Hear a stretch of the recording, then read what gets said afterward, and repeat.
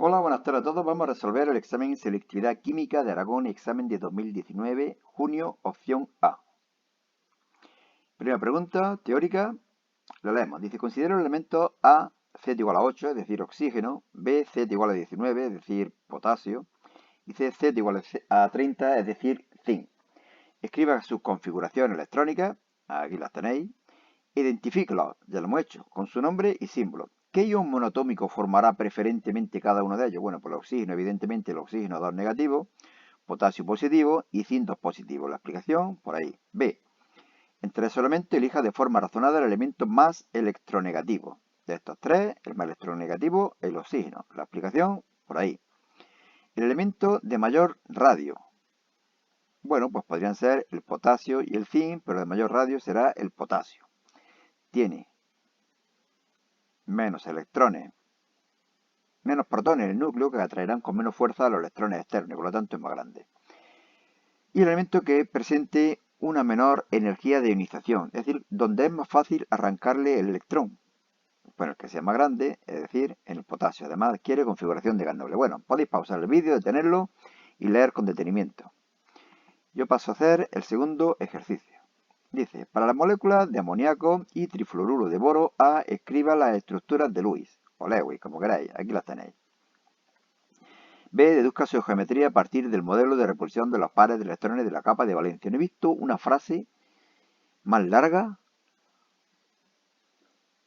Bueno, pues ya sabéis que esta teoría lo que dice es que los pares de electrones se separan lo máximo posible y por lo tanto en el caso del amoníaco los cuatro pares se separan a ángulos de 109 grados, pero como solamente hay tres enlaces, la geometría de la molécula será piramidal trigonal, mientras que en el boro hay tres pares y por lo tanto se separan formando ángulos de 120 grados y la geometría de la molécula es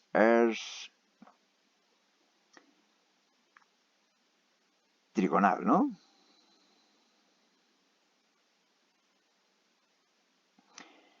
Bien, C. Determine si son polares o no. Evidentemente el amoníaco es polar, puesto que estos tres momentos dipolares no se anulan, mientras que el trifluoruro de boro es apolar, puesto que estos tres momentos dipolares sí se anulan. Indique qué tipo de vibración presentan sus átomos centrales, SP3, SP2. Bueno, podéis pausar el vídeo, leerlo, y aquí están los apartados.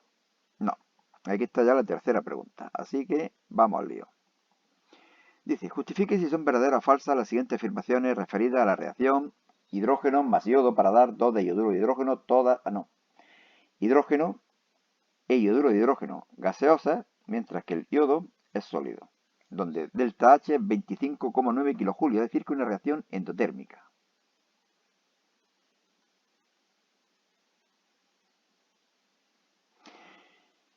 Bien, A. La reacción será espontánea a cualquier temperatura. Bueno, eso parece en principio que es falso. ¿Por qué? Porque fijaros que una reacción endotérmica, es decir, que el factor entálpico no favorece la reacción, no lo favorece. Pero se produce con desorden. Fijaros que aquí hay una molécula de gas y aquí hay dos. Por lo tanto, el factor entrópico sí favorece la reacción. Y fijaros en esta ecuación. Para que una reacción sea espontánea, delta G tiene que ser negativo. Esto es positivo. Y esto de aquí, al ser positivo, con signo menos es negativo. Entonces, ¿de qué va a depender? De que delta H, en valor absoluto, sea mayor o menor que T delta S. Y evidentemente, por lo tanto, influye la temperatura. Para temperatura alta, influirá más el factor entrópico y será, por lo tanto, una reacción espontánea, mientras que a temperaturas bajas no será espontánea, puesto que será más importante el factor entálpico. Bueno, por ahí podéis leerlo con más detenimiento. B. La adición de un catalizador aumenta el rendimiento en HI. Falso. En la adición de un catalizador lo único que provoca es que se alcance el equilibrio antes, pero no que haya mayor o menor proporción de reactivos o productos. Y C. El valor de K sub P de la reacción es mayor que el valor de K sub C.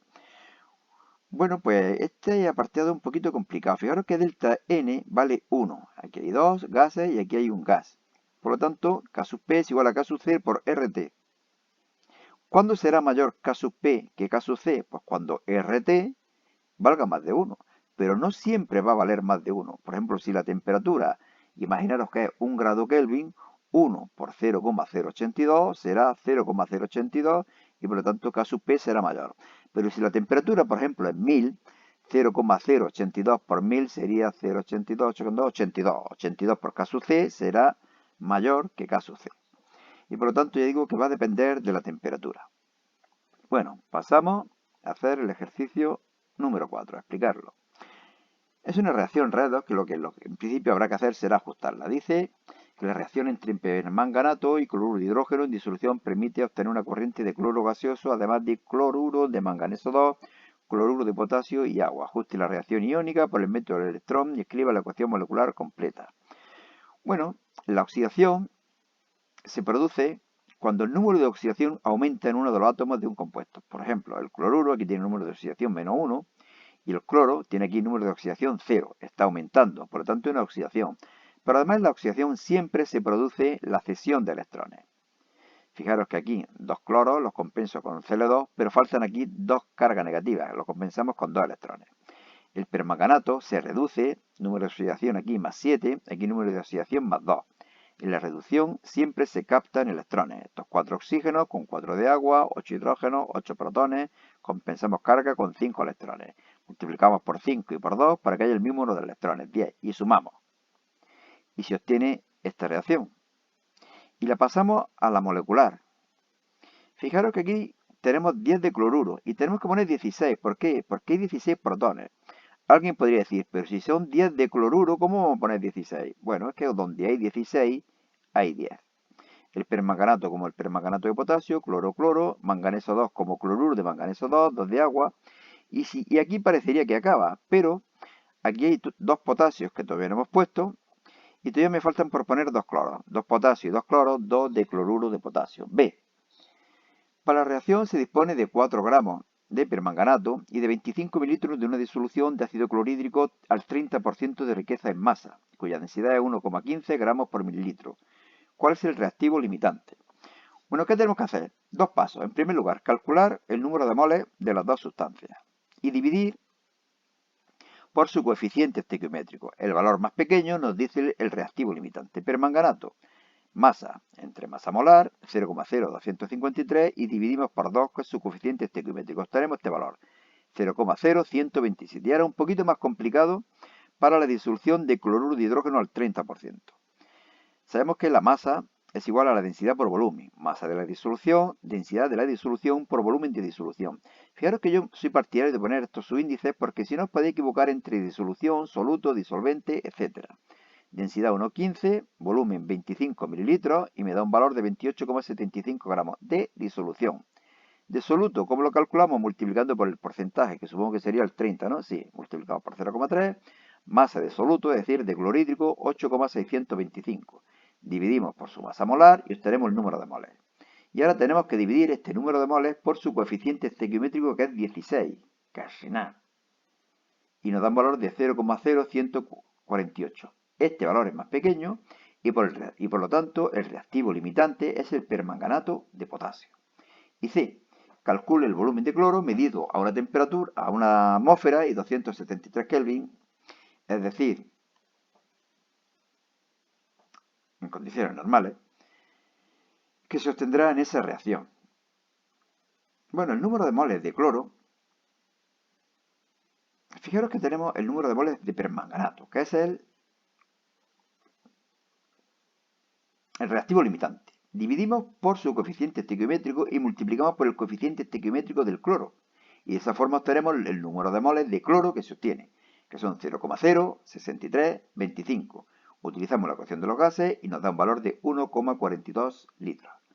Problema un poco tedioso, más que nada, ¿no? Sobre todo por lo del reactivo limitante, que suele ser un poco peñazo. Y vamos a la quinta y última pregunta. Un mini problema de ácido base. Una disolución de ácido acético en agua tiene un pH de 2,45. Calcule la concentración molar inicial del ácido acético y me da la constante de acidez y las masas atómicas. Bueno, este sería el equilibrio. Y en el equilibrio existen estas concentraciones.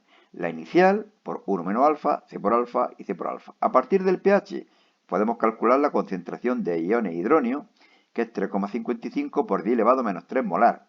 Y ese valor es igual a C por alfa. Ahora nos basamos en la constante de acidez. La verdad es que este problema también es un poco enrevesado. Es igual a concentración de acetato, concentración de hidronio y concentración de ácido acético. O lo que es lo mismo, hidronio al cuadrado, acético. C por alfa, C por 1 menos alfa. C por alfa, 1 menos alfa. C por alfa es 3,55 por 10 elevado a menos 3, alfa y 1 menos alfa. De aquí podemos calcular el valor de alfa, que resulta ser igual a 0,005. ¿Qué es lo que he hecho aquí? Despreciar alfa con respecto a 1. Normalmente, cuando la constante es tan pequeña, como en este caso, fijaros, significa que el equilibrio está muy desplazado hacia la izquierda. Por lo tanto, alfa va a ser bastante más pequeño que 1 y lo podemos despreciar con respecto a la unidad. ¿Que no quería hacerlo así? Pues bueno, es un poco más tedioso el ejercicio, pero se resuelve y tiene que dar un valor muy parecido a 0,005. Por último, el apartado B lo he hecho a todo esto. Sí, ahí está. Uy, pensaba que se me había olvidado hacerlo. Bueno, pues la concentración, si ya decimos que la concentración de ion hidronio es C por alfa, C será igual a la concentración de ion hidronio dividido por alfa. Lo conozco, calculo y obtengo un valor de 0,75 molar. Y ahora vamos al apartado B. Como veis, este ejercicio es un poco larguillo. Larguillo. Bueno, pero este apartado es una chorrada. Calcule la masa de hidróxido de sodio que se necesita para neutralizar 100 ml de esa disolución de ácido acético. Indique cualitativamente el pH de la disolución resultante. Bueno, esta es la reacción que se produce. NaOH más ácido acético, que se suele simplificar de esta forma, dará acetato de sodio más agua. Moles de ácido acético, molaridad por volumen 0,071 moles. Masa de hidróxido de sodio, esto está mal, aquí no es M, es N, por su masa molar. Recordar que el número de moles de hidróxido de sodio serán los mismos que el número de moles de ácido acético. Por lo tanto, usamos estos mismos, 0,071, multiplicado por la masa molar del hidróxido de sodio, que es 40. Obtenemos un valor de 2,84 gramos. Bueno, pues la disolución será una disolución básica, puesto que el ion acetato reacciona con agua para producir ácido acético e iones hidroxilo. Por lo tanto, el pH será mayor que 7. Y listo, papeles. Fijaros que aquí ya tenemos el apartado B que colgaré próximamente. Bueno, pues nada más.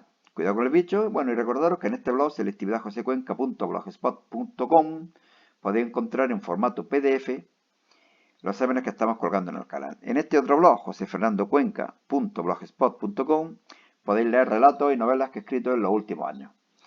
Y nada más. Suerte y hasta otra.